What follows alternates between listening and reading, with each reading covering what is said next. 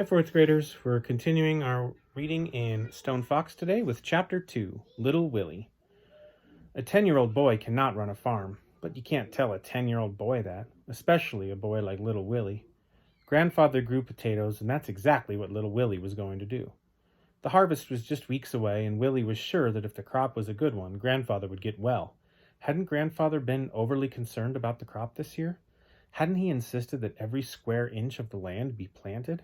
Hadn't he gotten up in the middle of the night to check the irrigation? "Gonna be our best year ever, Willie," he had said, and he had said it over and over again. Yes, after the harvest, everything would be all right. Little Willie was sure of it, but Doc Smith wasn't. "He's getting worse," she said 3 weeks later. "It's best to face these things, Willie. Your grandfather is going to die." "He'll get better, you'll see. Wait till after the harvest." Doc Smith shook her head. "I think you should consider letting Mrs. Peacock in town take care of him, like she does those other sickly folks. He'll be in good hands until the end comes." Doc Smith stepped up into the wagon. "You can come live with me until we make plans." She looked at Searchlight. "I'm sure there's a farmer in these parts who needs a good work dog." Searchlight growled, causing Doc Smith's horse Rex to pull the wagon forward a few feet. "Believe me, Willie, it's better this way." "No!" shouted Willie. "We're a family, don't you see? We gotta stick together."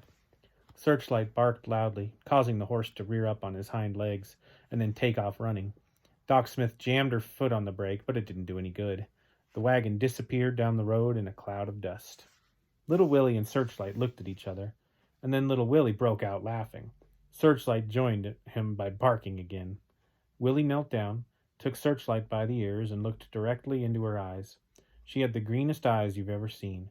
"I won't ever give you away. Ever. I promise." He put his arms around the dog's strong neck and held her tightly.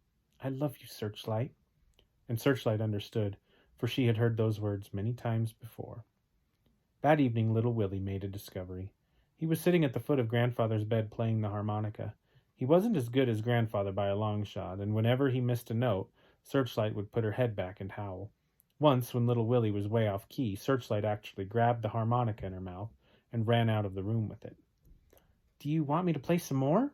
Little Willie asked Grandfather, knowing very well that Grandfather would not answer. Grandfather had not talked, not one word, for over 3 weeks. But something happened that was almost like talking.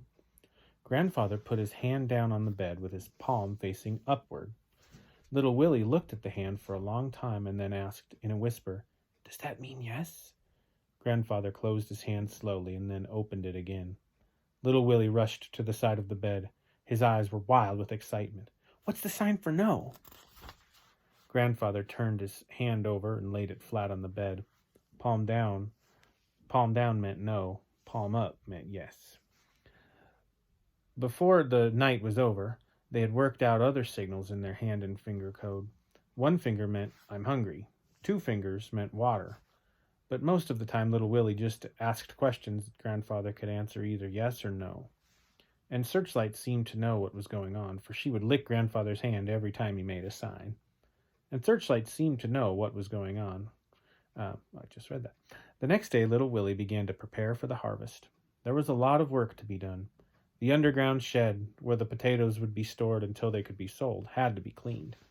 The potato sacks had to be inspected and mended if need be. The plow had to be sharpened. But most important, because Grandfather's old mare had died last winter, a horse to pull the plow had to be located and rented. It was going to be difficult to find a horse, because most farmers were not interested in overworking their animals for any price. Grandfather kept his money in a strong box under the boards in the corner of his bedroom. Little Willie got the box out and opened it. It was empty, except for some letters that Willie didn't bother to read. There was no money to rent a horse. No money for anything else, for that matter. Little Willie had had no idea they were broke. Everything they had needed since Grandfather took sick, Little Willie had gotten at Lester's General Store on credit against this year's crop. No wonder Grandfather was so concerned. No wonder he had gotten sick. Little Willie had to think of something, and quick. It was now the middle of September. The potatoes they had planted in early June took from 90 to 100 days to mature, which meant they must be harvested soon. Besides, the longer he waited, the more danger there was that an early freeze would destroy the crop, and Little Willie was sure that if the crop died, grandfather would die too. A friend of grandfather's offered to help, but little Willie said no. Don't accept help unless you can pay for it, grandfather had always said, especially from friends. And then little Willie remembered something. His college money. He had enough to rent a horse, pay for help, everything. He told grandfather about his plan, but grandfather signaled no. Little Willie pleaded with him, but grandfather just repeated no, no, no. The situation appeared hopeless. But little Willie was determined. He would dig up the potatoes by hand if he had to. And then Searchlight solved the problem. She walked over and stood in front of the plow. In her mouth was the harness she wore during the winter when she pulled the snow sled. Little Willie shook his head. Digging up a field is not the same as riding over snow, he told her. But Searchlight just stood there and would not move. You don't have the strength, girl. Little Willie tried to talk her out of it, but Searchlight had made up her mind. The potato plant grows about 2 feet high, but there are no potatoes on it. The potatoes are all underground. The plow digs up the plants and turns the potatoes to the surface, where they can be picked up and put into sacks. It took little Willie and Searchlight over 10 days to complete the harvest, but they made it. Either the dirt was softer than little Willie had thought, or Searchlight was stronger, because she actually seemed to enjoy herself. And the harvest was a big one, close to 200 bushels per acre, and each bushel weighed about 60 pounds. Little Willie inspected the potatoes, threw out the bad ones, and put the rest into sacks. He then put the sacks into the underground shed. Mr. Leeks, a tall man with a thin face, riding a horse that was also tall and had a thin face, came out to the farm and bought the potatoes. Last year, grandfather had sold the crop to Mr. Leeks, so that's what little Willie did this year. We made it, grandfather, Willie said as tears of happiness rolled down his cheeks. See? Little Willie held up 2 handfuls of money. You can stop worrying. You can get better now. Grandfather put his hand down on the bed. Palm down meant no. It was not the crop he'd been worried about. It was something else. Little Willie had been wrong all along. And here's a picture of him plowing the field.